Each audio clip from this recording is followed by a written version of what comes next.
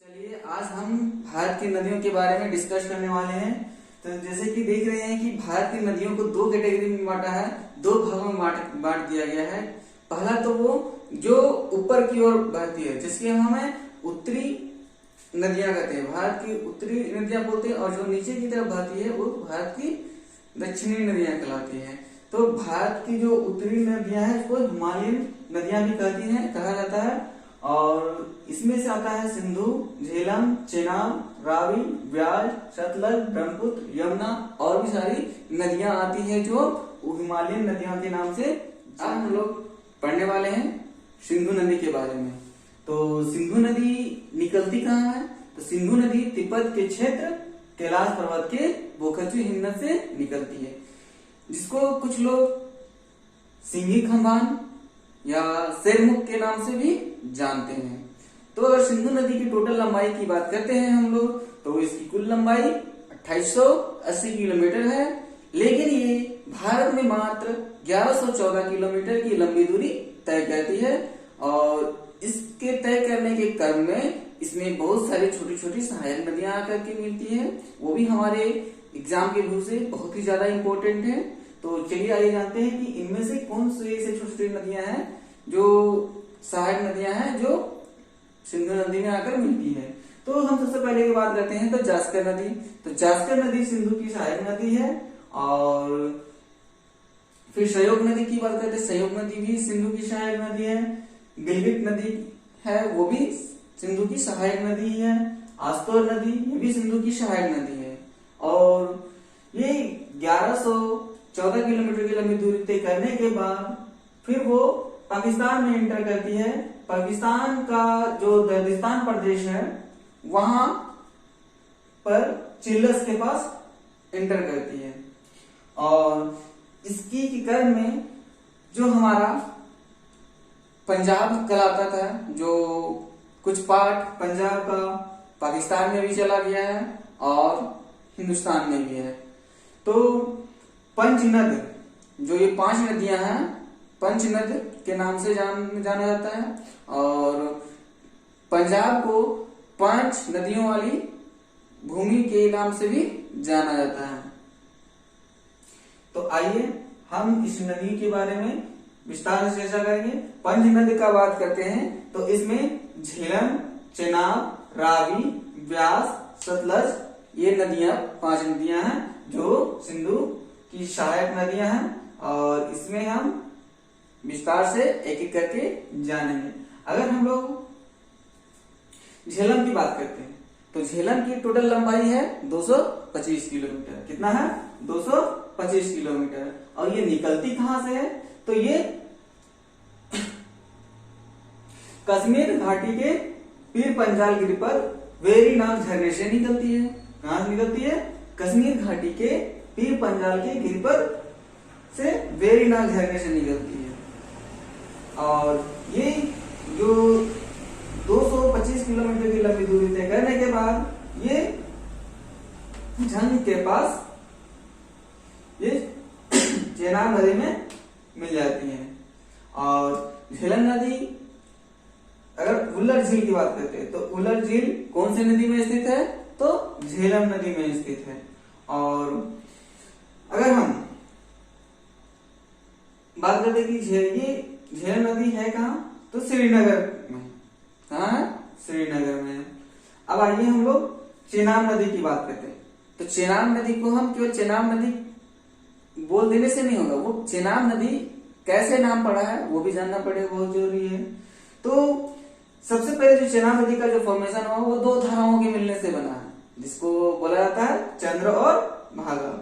ये 2 धाराएं हैं। ये 2 धाराओं के मिलने के कारण ही इसको चेनाब नदी बोला गया है। और जब ये 2 धाराएं मिलती है जिसको हम चंद्रभागा के नाम से जानते हैं, और यही चंद्रभागा जब थोड़ा सा आगे एंटर करती है तो चेनाब नदी के नाम से जाना जाता है। और चेनाब नदी की कुल लंबाई की अगर बात करते हैं तो 1180 किलोमीटर है। चेनाब नदी की कुल लंबाई कितनी है? 1180 किलोमीटर। तो ये चेनाब नदी है कहाँ पे? तो हिमाचल प्रदेश के केलांग के तांडी के पास ये चेनाब नदी है और ये चंद्र और भागा यहीं पे आकर मिलती है। चलिए इसके बाद और भी छोटी छोटी जो नदियां हैं महत्वपूर्ण नदियां उन लोग के बारे में जानते हैं। और जो चेनाब नदी है ये सबसे बड़ी सहायक नदी है। किसकी सहायक नदी है? तो सिंधु नदी की सबसे बड़ी सहायक नदी है। नदी पढ़ चुके थे। अब चेनाब नदी के बाद हम रावी नदी के बारे में जानते हैं। तो ये जो रावी नदी है वो निकलती कहाँ से है? तो ये कुल्लू पहाड़ी के रोहतांग दर्रे के पश्चिम से निकलती है। कौन सी नदी? रावी नदी। और रावी नदी है कहाँ पे? तो हिमाचल प्रदेश में। कहाँ पे? हिमाचल प्रदेश में। और इसकी कुल लंबाई कितनी है? 720 किलोमीटर। कितनी है? 720 किलोमीटर है। और उसके बाद हम जब बात करते हैं, ये नदी है, ये भी सिंधु नदी की सहायक नदी है। और ये जो रावी नदी है वो कहाँ? ये सिंधु नदी में आकर मिलती है। अगर हम आगे ब्यास नदी की बात करते हैं तो ब्यास नदी निकलती कहाँ है? तो ब्यास नदी रोहतांग दर्रे के ब्यास कुंड से निकलती है। कोई पूछेगा ब्यास नदी कहाँ से निकलती है? तो ब्यास नदी रोहतांग दर्रे के ब्यास कुंड से निकलती है। और ये जो ब्यास नदी है वो धौलाधार श्रेणी के काती या लारिंग महाखंड से निकलती है। अब ये ब्यास नदी है वो सतलुज नदी की सहायक नदियां है। और ये सतलुज नदी की सहायक नदी है वो कहाँ पे आकर मिलती है? तो हरिके के पास। जो ब्यास नदी है वो सतलुज नदी में कहाँ पर आकर मिलती है? हरिके के पास। ये यूपीएससी का क्वेश्चन है, पूछा गया था एक बार कि ब्यास नदी सतलुज नदी में कहां से पे आकर मिलती है? तो ये हरिके के पास आकर मिलती है। आइए हम सतलुज नदी के बारे में थोड़ा विस्तार से जानते हैं।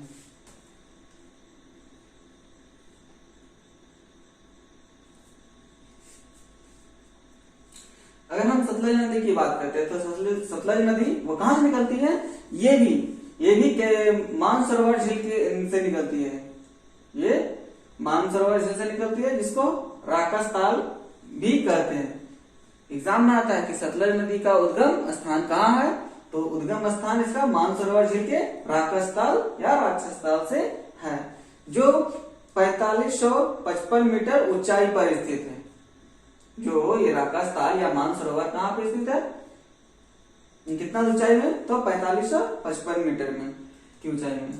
ऐसे यहाँ लॉन्ग चेन के नाम से भी जानते हैं, लॉन्ग चेन कहते हैं। भारत में प्रवेश करने से पहले ये 400 किलोमीटर तक सिंधु नदी के समांतर बहती है और तिब्बत के बाद रोपड़ में या महाखंड से निकलती है। तो इसका कहने का मतलब है कि जो मेरा सतलुज नदी है वो तो मेरा तिब्बत के क्षेत्र जो मानसरोवर लेक है, झील है, वहीं से जिसका एक राकस ताल है वहीं से निकलती है। लेकिन वो तो तिब्बत से भारत में एंटर करने तक लगभग 400 किलोमीटर की लंबी दूरी तक वो सिंधु नदी की समांतर मतलब पैरेलल बहते हुए भारत में इंटर करती है। और भारत में इंटर करने के बाद, अंदर आने के बाद वो रोपड़ में एक महाखंड है, वहां से वो निकलती है और फिर वो निकल करके भारत में इंटर होते हुए वो आगे की ओर बढ़ते हुए पंजाब में से होते हुए वो फिर सिंधु नदी में आकर मिल जाती है। तो उम्मीद है कि सिंधु नदी आप लोगों को अच्छे से समझ में आया होगा। बन के तेरा साया मैं तुझको थाम लूं, उठ के रब से पहले मैं तेरा नाम लूं।